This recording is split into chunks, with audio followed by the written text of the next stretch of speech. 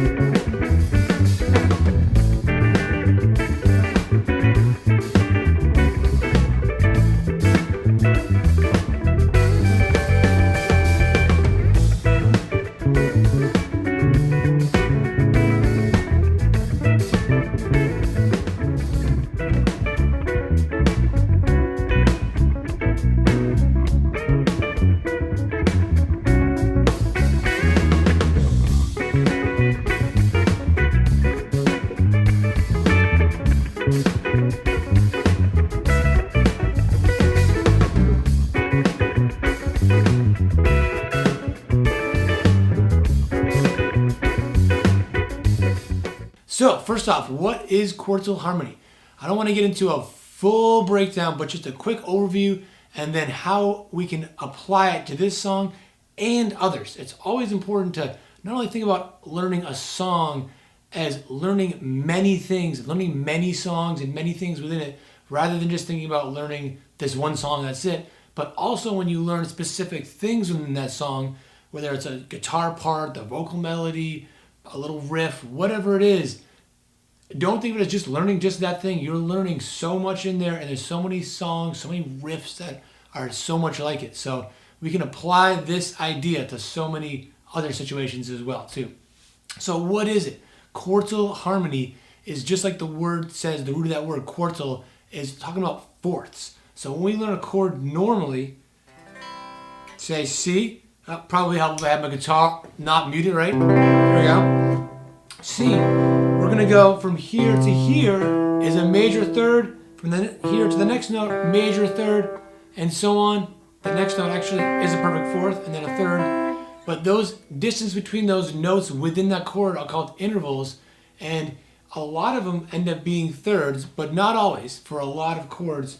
Here you end up with a little more fourths than say playing the G this way, but still there's always going to be some thirds in there, usually some thirds in there.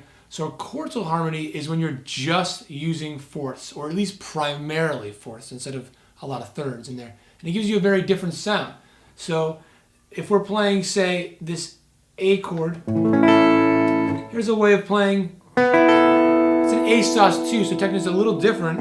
But hear that really spacey sound versus with the regular A major. So a lot of this ends up being chords that are the notes in the chords that aren't going to be the normal chords. They end up kind of being some what they call extensions on top, jazzing it up, making them sus chords or an A6 or an A6-9 chord, like doing the full version. But it really, expands that sound, and it's a very different sound than a lot of times we're used to. It's used in jazz a lot, but in more popular music, not so much. But with the Grateful Dead, of course, they crossed into that boundary. So this is, again, all fourths. We're doing just 3-string versions. We can go into bigger ones. We're going to keep it simple just to these 3 strings right now.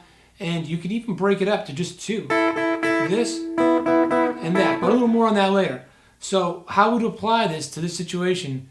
It's an A mixolydian. So if you see the chart, we've got this one right here. And what I do is I think about the top note more than anything else, because that's the note that's going to ring out the most. It's going to be what you hear as the melody of what you're playing the most. And that's a big part of Bob's playing, is he wouldn't be just playing a rhythm part just over and over, but he's constantly moving around and playing very melodic and weaving in and out with not only what Jerry was playing, but also the keys, what Phil's playing. I mean, the drums, the rhythm, everything. It's just everybody's weaving it out, listening to one another, and this will open up that sound and make it a little more melodic. So he's going along the Mixolydian scale. So here's that flat 7. And we could look at every note in there, but let's just keep it simple. We'll just think of the top note. So flat 7, the root, the 3rd, the 4th, and the 5th. And if you wanted to continue it, just repeat it. The flat 7, the root, the 3rd, until as far as you can go. So we're skipping some. You may be like, wait, you may be thinking we're skipping some. But the shapes end up changing a little bit. You have to modify it. So we're keeping it real simple so that each one is going to be the same shape. So we have, what, 5 different shapes. That's a lot. We can do a lot with that. And we can not only use those 5 shapes, but we can also use just these 2 and then these 2. So you end up with a D on top here. So different melody notes. So see now these 2 end up being 4 different melody notes, 4 different sounds within the 2 chords. So you can play them as a whole or break them up.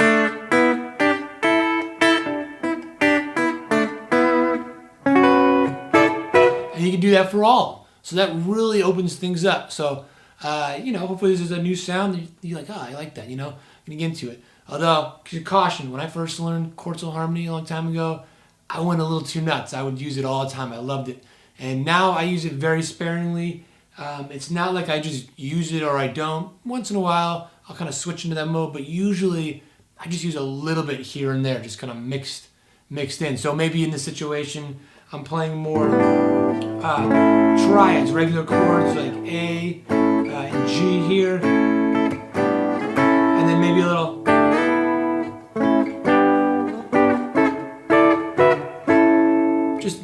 maybe not even that much here, just a little bit teased in there. So use it, like a grain of salt, not too much.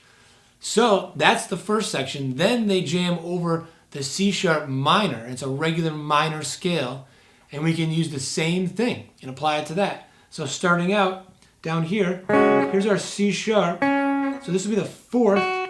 So we'll just do the same shapes. So we'll skip over, a couple of the chord tones here, our scale tones. So that one, and then up to here, which is the flat 6 on top, flat 7, and then, I'm sorry, did I say that right? Yeah, flat 7, and then the root. Yep. So here's our C sharp minor, and there's our root on top, there's our minor 3rd, and then it all repeats after that, C sharp.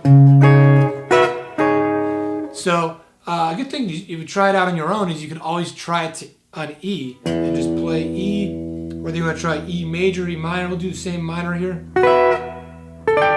So everything we just did, but 3 frets higher. So here's the root for C sharp. Here's the root for E.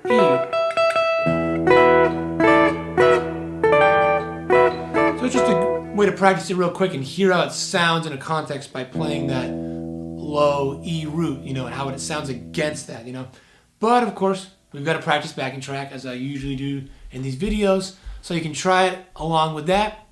So I've got it going through the A Mixolydian jam part for a little while, and then just fading into the C sharp minor with the charts above, so you can just follow right along with that. So hopefully that's a sound you like and are interested in. I'll probably make a lot more videos about quartal harmony and other types of harmony that are different but similar sound to this as well. It's a big part of my own playing, and we'll dive into that at some point, but do what you can with it for now and have fun playing with the tracks, and I'll see you in the next video.